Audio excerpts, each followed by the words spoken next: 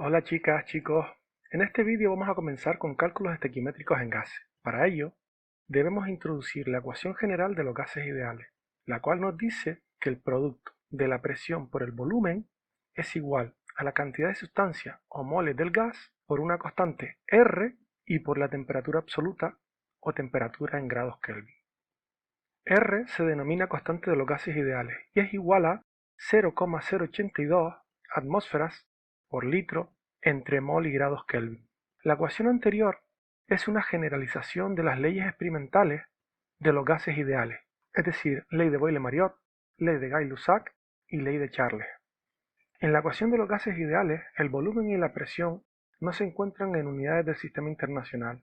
Este cambio de unidades también afecta al valor de la constante de los gases ideales. También debemos nombrar la hipótesis de Avogadro, la cual se puede enunciar como: el volumen que ocupa un gas ideal a una presión y una temperatura dadas solo depende de la cantidad de partículas que contiene el gas.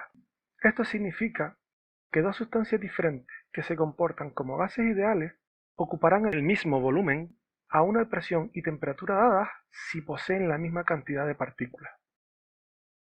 Por convenio se dice que un gas ideal está en condiciones normales cuando se encuentra a una temperatura de 273 Kelvin y a una presión de una atmósfera.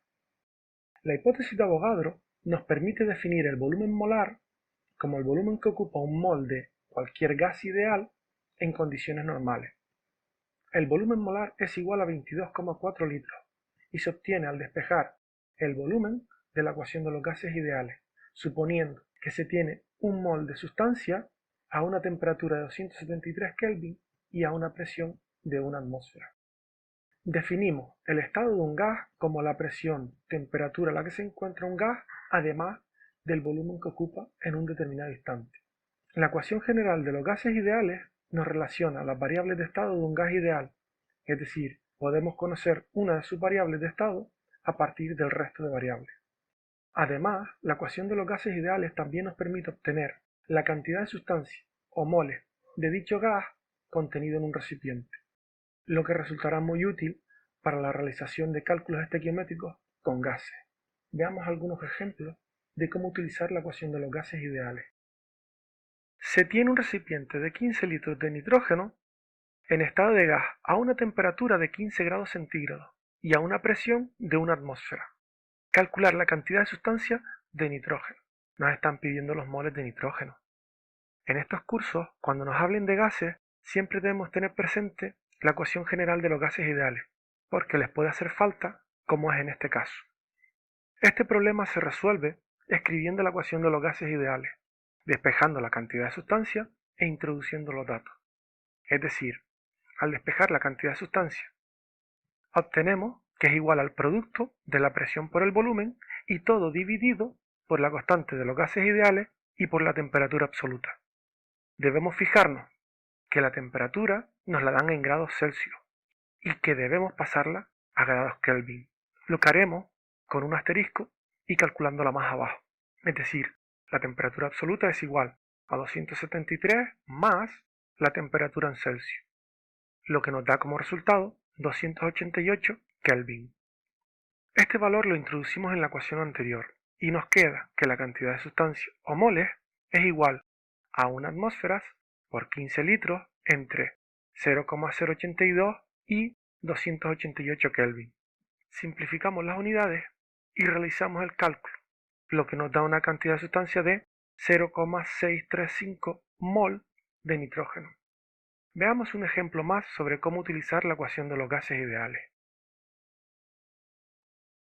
Calcula el volumen que ocupan 2,5 moles de oxígeno en condiciones normales. Como el oxígeno se encuentra en condiciones normales, podemos realizar la actividad de dos formas diferentes, aplicando la ecuación de los gases ideales o bien utilizando el concepto de volumen molar. Veamos la primera forma. Escribimos la ecuación de los gases ideales, despejamos el volumen y sustituimos valores.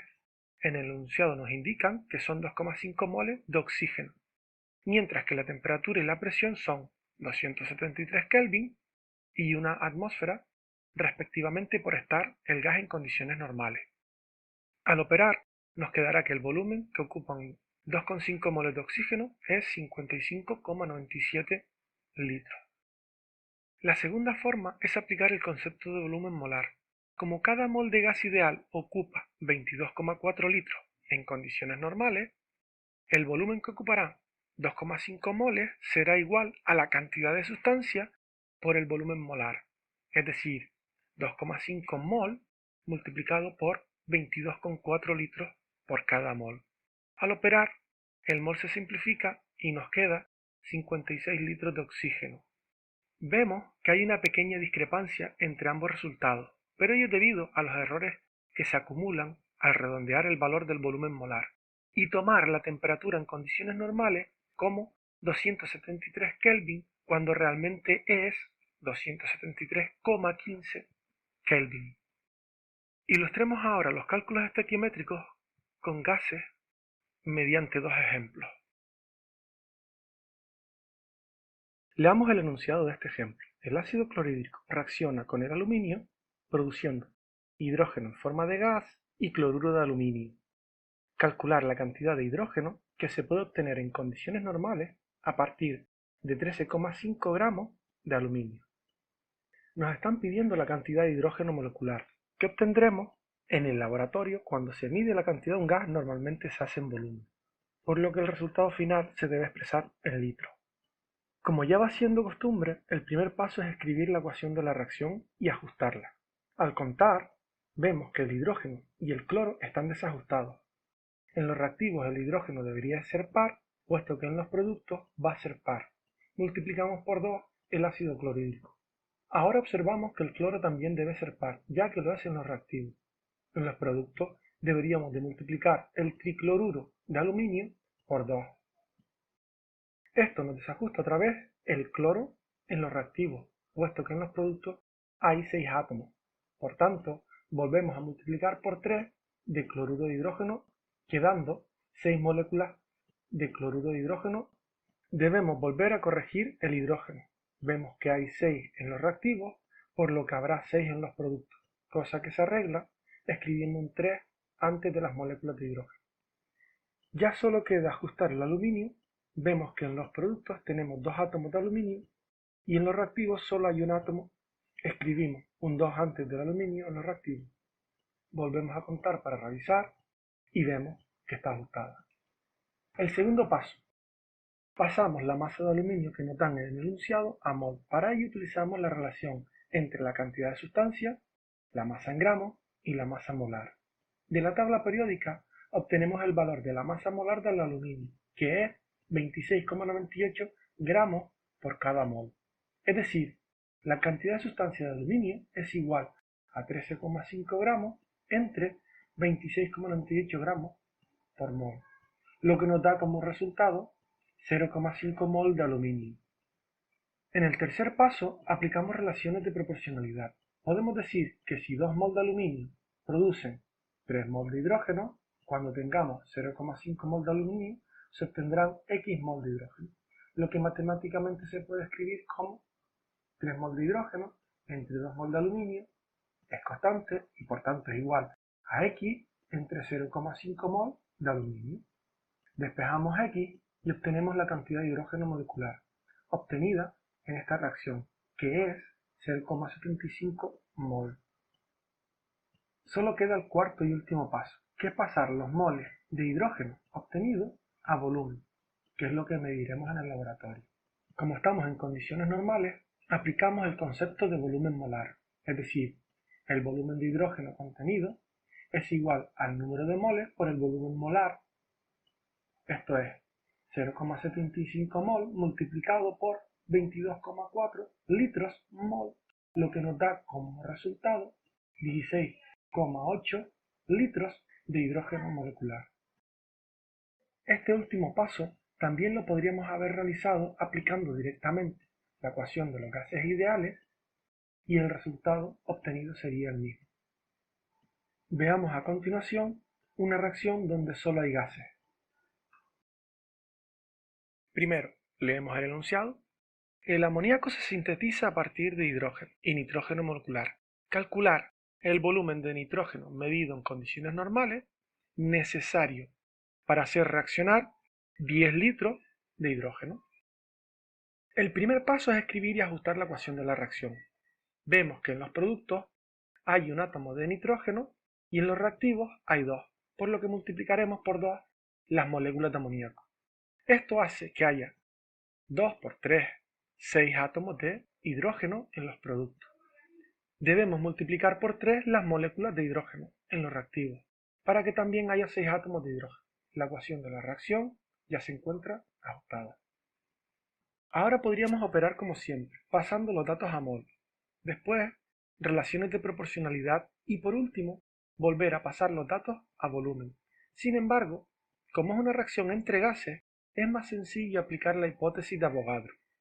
La igualdad de condiciones de presión y temperatura, dos gases con la misma cantidad de partículas ocupan el mismo volumen.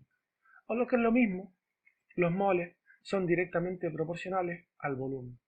Esto permite leer la ecuación anterior en volumen de la siguiente forma.